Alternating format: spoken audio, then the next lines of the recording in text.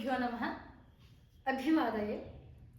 यदा वयं केचन दिनेभ्यः पूर्वं काशीपुरीं गतवन्तः, तत्र the moment I set foot on the sacred land, Lord Vishwanatha gave darshanam to me as the person who is in the form of the Panchabhutas, but also as the Parabrahman who is beyond the Panchabhutas.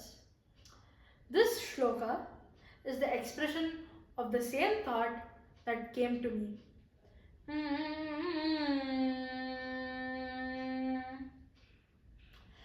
Akasham tava tamrakanti suyutam bhasvajjata jutakam. Akasham tava tamrakanti suyutam bhasvajjata jutakam.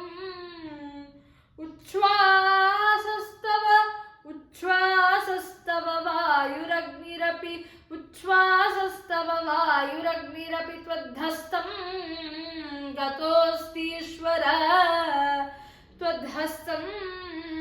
गतोऽस्तीश्वर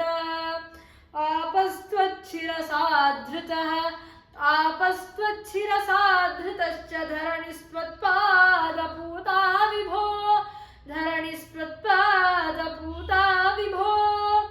नित्यं मामव पञ्चभूतगत भूतातीत विश्वेश्वर।